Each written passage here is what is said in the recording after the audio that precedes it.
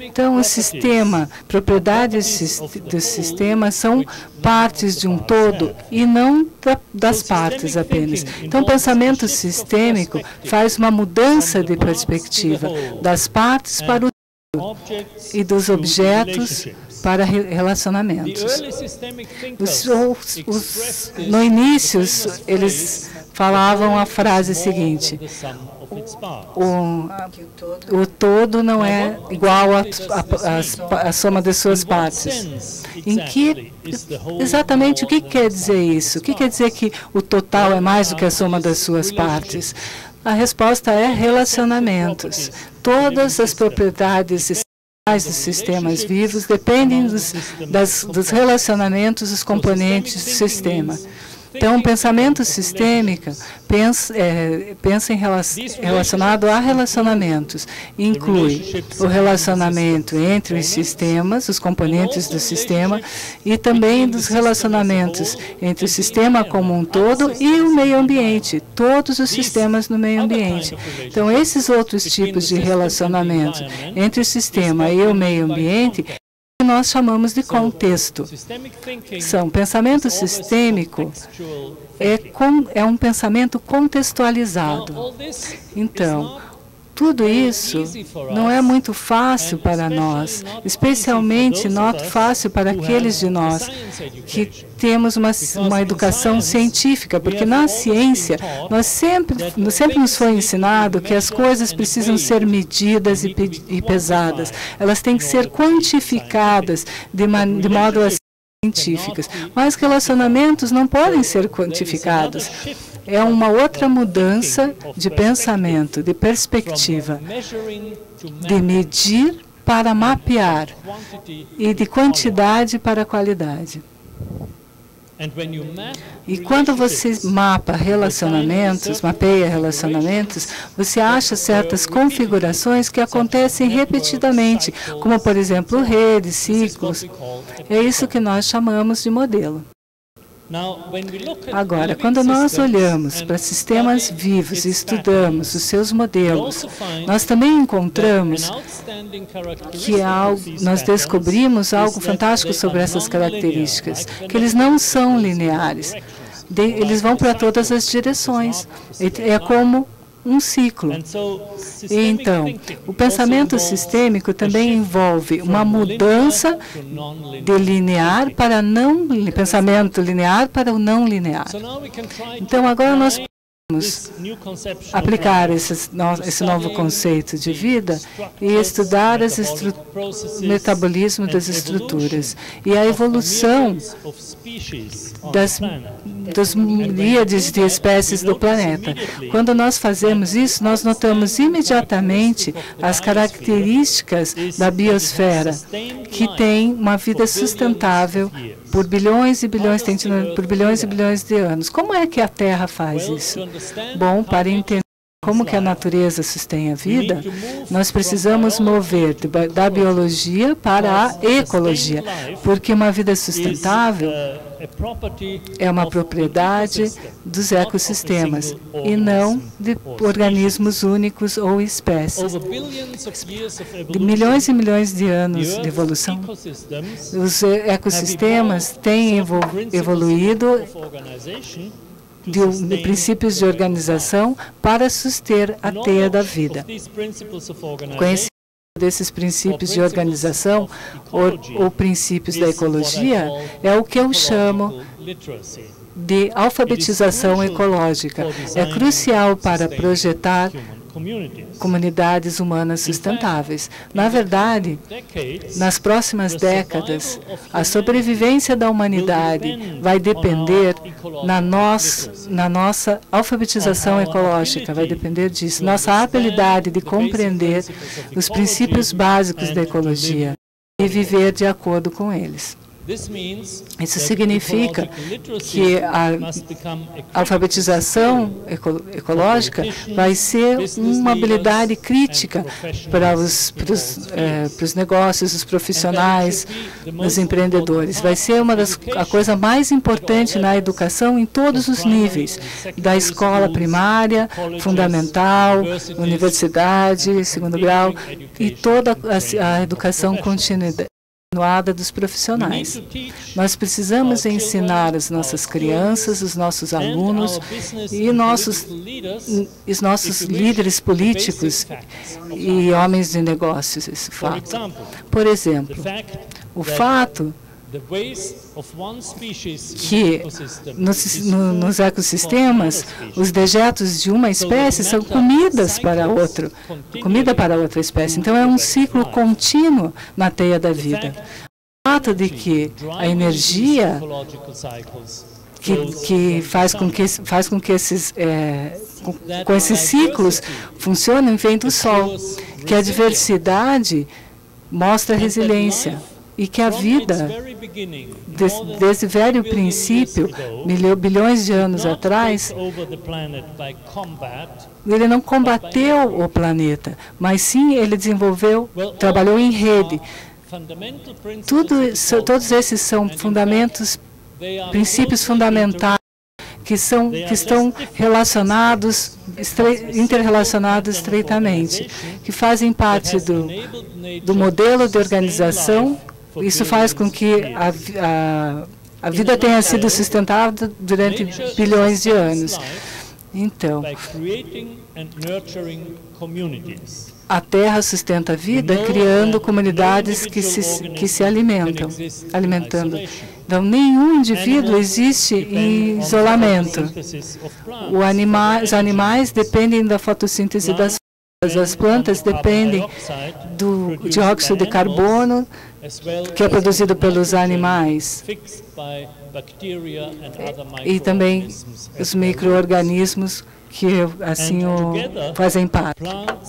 E juntos as plantas, os animais, os micro-organismos regulam toda a biosfera e mantêm as condições que conduzem à vida.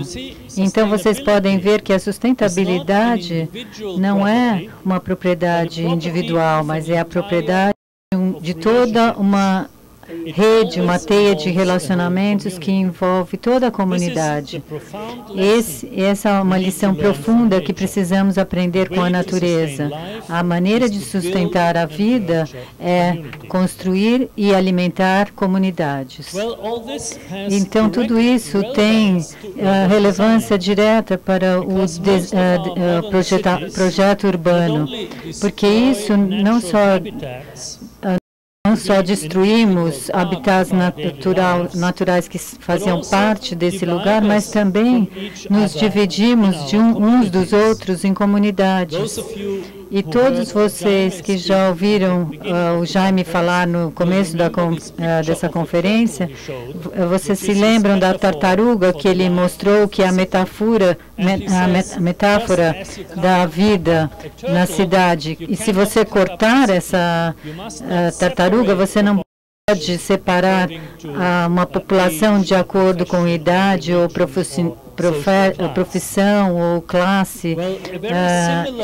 Uma coisa muito parecida, um pensamento parecido é expresso por um colega meu em Berkeley, na Universidade da Califórnia, que é um urbanista, e o nome dele é Randall Asta. Ele acredita que as cidades sustentáveis só podem ser criadas ao combinar o conhecimento ecológico com a participação direta da democracia. E eu acho que isso é muito bem-vindo aqui no Brasil, porque vocês têm grandes experiências na democracia participativa. Se vocês puderem combinar isso, vocês podem encontrar soluções para os problemas urbanos. E Hester chama essa combinação de democracia ecológica. E ele escreveu um livro chamado Design para uma Democracia Ecológica. E quando você ler esse livro, você vai descobrir que os pensamentos dele são muito próximos dos pensamentos do Lerner aqui em Curitiba. Hester sustenta que o design tem um papel crítico para fazer com que as cidades se engajem na deliberação e na determinação das comunidades, as formas arquitetônicas que melhoram as vidas das comunidades nas cidades.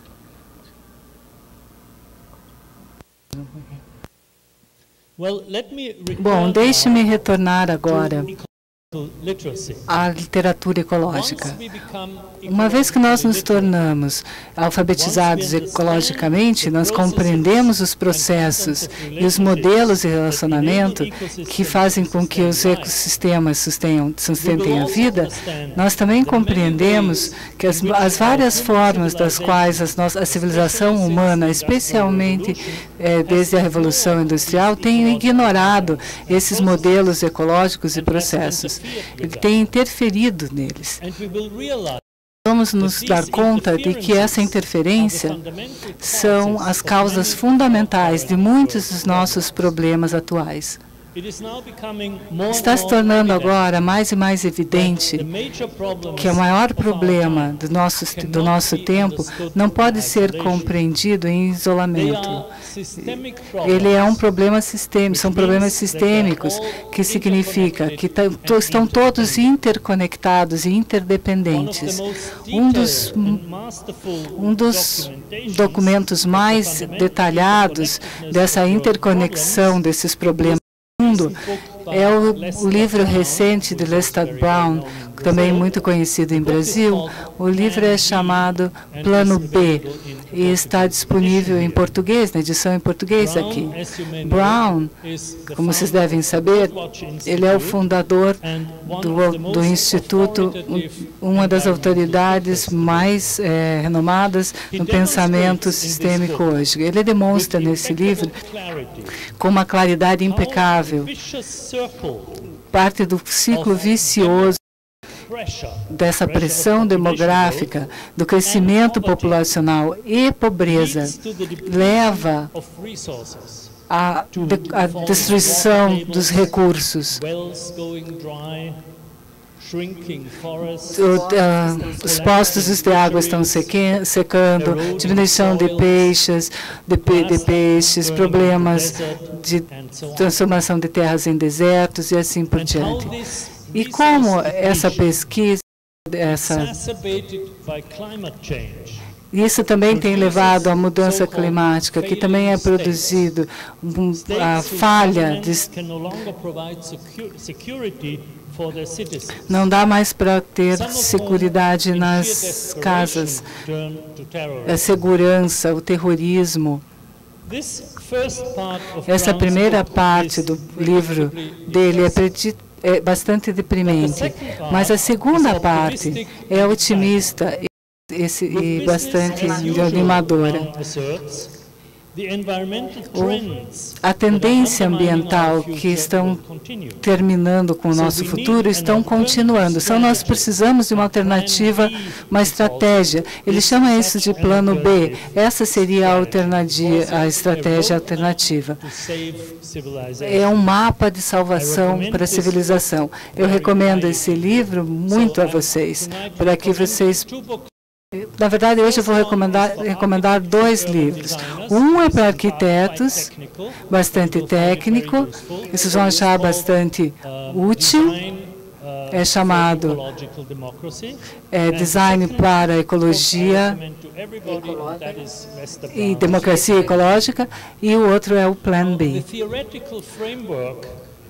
O quadro do plano B, teórico do quadro B, para entender os passos básicos da ecologia. Ele propõe baseado nas tecnologias existentes, dar exemplos de bastante sucesso de países no mundo todo. Envolvem aplicar conhecimento ecológico básico para redesenhar a nossa tecnologia e nossas instituições sociais, para que podemos fazer uma ponte com essa lacuna que nós temos com o design humano, os projetos humanos e os sistemas da natureza.